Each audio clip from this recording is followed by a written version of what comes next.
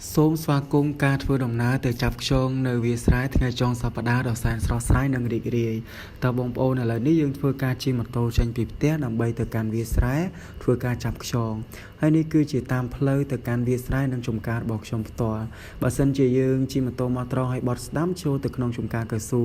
តែបើយើងជិះមកមុខបន្តិចហើយបត់ឆ្វេងគឺដល់វាលស្រែនេះគឺជាលបងដើម្បីចូលចំការហើយខាងស្ដាំដៃនេះគឺជាកៅស៊ូដែលបានជាហើយខាងឆ្វេងដៃនេះគឺកៅស៊ូដែលពុំទាន់បានជាទេឥឡូវយើងបើកលបងចូលទៅហើយនេះគឺជាទេសភាពហើយនេះគឺជាកូនកៅស៊ូដែលប៉ារបស់ខ្ញុំគាត់ទៅតែបានដាំបន្ថែមទៀតប៉ារបស់ខ្ញុំគាត់តស៊ូណាស់បងប្អូនអើយដាំកៅស៊ូដោយខ្លួនឯងដើម្បីគ្រួសារបន្តបន្ទាប់រហូតឥឡូវចិត្តបានជាទៀតហើយខ្លះតូចខ្លះធំតាមនឹងបានច្រើនមែនតើឥឡូវយើងចាប់ផ្ដើមធ្វើការមកមើលទេសភាពឥឡូវនេះមកមើលបន្តិចសិននេះគឺជាអណងដែលអ្នកម្ដាយរបស់ខ្ញុំគាត់បានដាំគាត់នៅអាសាមកស្រែមកចំការដែរអញ្ចឹងគាត់ដាំបន្លែបន្លុកធម្មជាតិទុកគ្រាន់តែបេះស្លតិចតួចអញ្ចឹងបងប្អូនយើងហូបអញ្ចឹងទៅក៏ល្អចំពោះសុខភាពដែរនេះគឺជាក្តាប់អណងល្អណាស់បងប្អូនអើយធម្មជាតិហ្មងហើយឃីវសង្ងាត់ទៅក្រោយពីភ្លៀងរួចអញ្ចឹងគឺឃើញថាមើលទៅស្រស់ស្រាយហើយឃីវសង្ងាត់ល្អមែនតើបាទឥឡូវយើងចាប់ផ្ដើមមើលនេះគឺជាទេសភាពហើយវាស្រែរបស់ខ្ញុំនឹងគឺអត់ឆ្ងាយទេនៅជាប់នឹងភូមិដែរទេនេះគឺជាកៅស៊ូដែលប៉ាគាត់ដាំមានដាំមុនដាំក្រោយតាមនឹងទៅពួកគាត់ធ្វើតាមម្នាក់ឯងទេអត់មានជួពីណាទេបងប្អូនអើយឥឡូវយើងចាប់ផ្ដើមចូលមកកាន់វាស្រែដើម្បីធ្វើការដើររកខ្យងមើលអញ្ចឹងចង់ដឹងថាចាប់បានឬអត់នេះបងប្អូនអើយឥឡូវយើងចាប់បានមួយឯង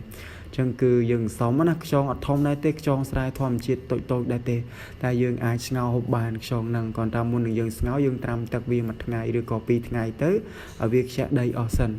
ឡូវយើងមើលការចាប់បន្តទៀតនេះខ្យងបងប្អូនអើយគឺមួយអញ្ចឹងយើងសមទៅវាបើសិនជាអត់ចាប់ទេក៏វាស៊ីកូនស្រូវស៊ីអីដែរហើយនេះប្រុសពើរបស់ខ្ញុំបងប្អូនអើយនិយាយពីថាចំណាប់មែនតែនខាងចោះស្រែចោះចំការហ្នឹងកាត់តាមប៉ា 100% បងប្រុសបើខ្ញុំឥឡូវយើងចាប់ផ្ដើមមើលបន្តទៀតបងប្អូនហើយស្អាតទៀតទេសភាពក្រោយពីភ្លៀងធ្លាក់អញ្ចឹងរួច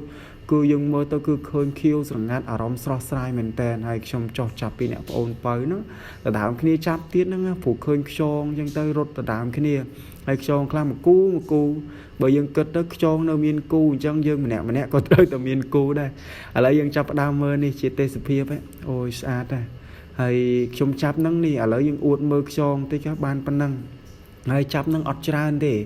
គ្រាន់តែដើមមកភ្លឺស្រែមកខ្ទង់អញ្ចឹងទៅចាប់បានច្រើនមែនតើហើយអាឡែងតអួតសម្រស់ធម្មជាតិជាមួយនឹងវាលស្រែវាស្រូវបងប្អូនឥឡូវលទ្ធផលសម្រាប់បានហើយនេះខ្យងគឺចាប់បានមួយស្បោងហ្នឹងអញ្ចឹងគឺយើងអាចយកទៅស្ងោរហូប